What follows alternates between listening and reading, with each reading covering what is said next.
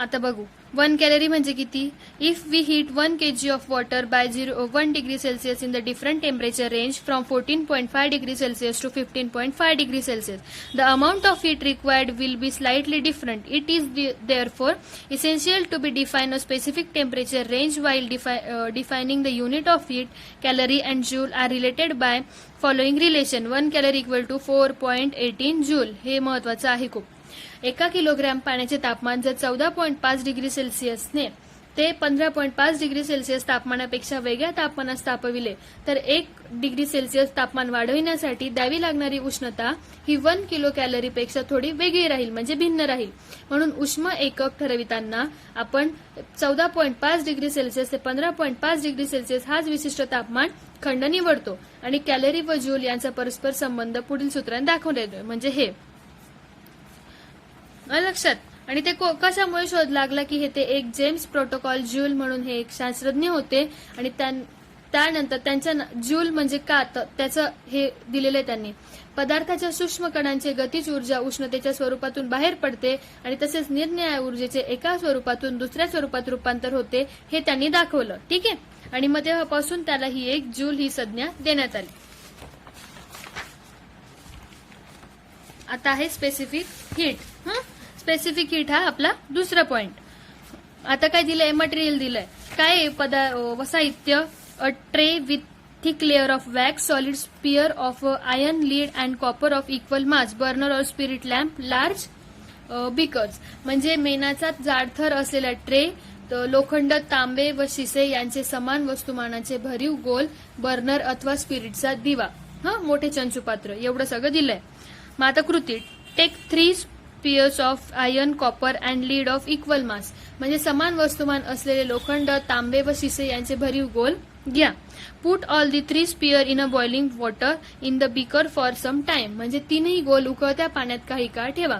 आणि नंतर take the 3 sphere out of water. All the sphere will be at temperature 100 degree Celsius. Put them immediately on the thick slab of wax.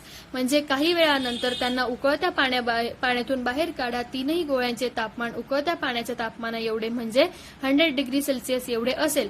त्यांना लगेच मेणाच्या जाड थरावरती ठेवा. समजलं.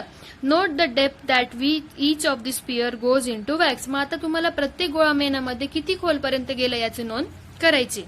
The spear which absorb more heat from water will give more heat to wax.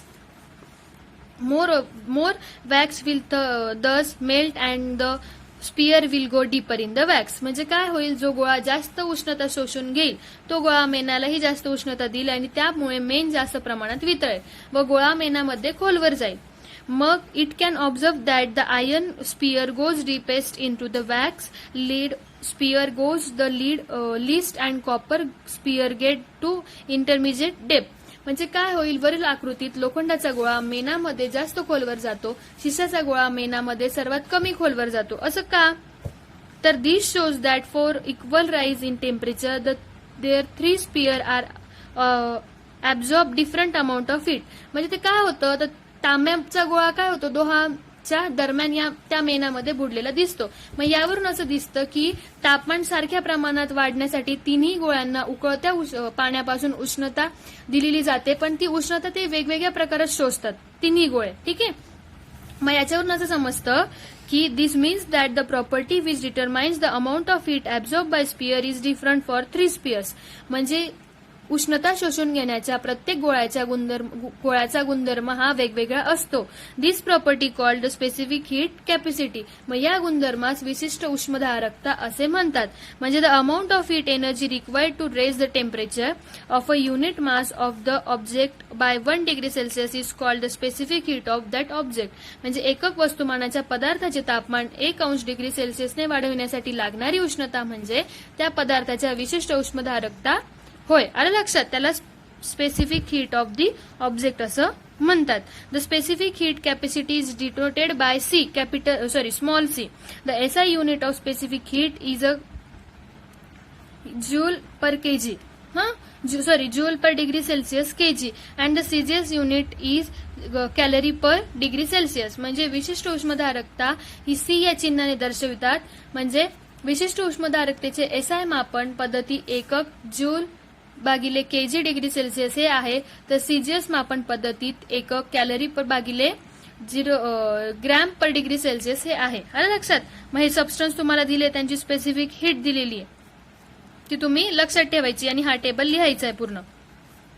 If specific heat of an object is C, the mass of the object is M, and if the temperature of the object is raised by delta T, याला म्हणतात delta T degree Celsius, the heat energy observed by the object is given by.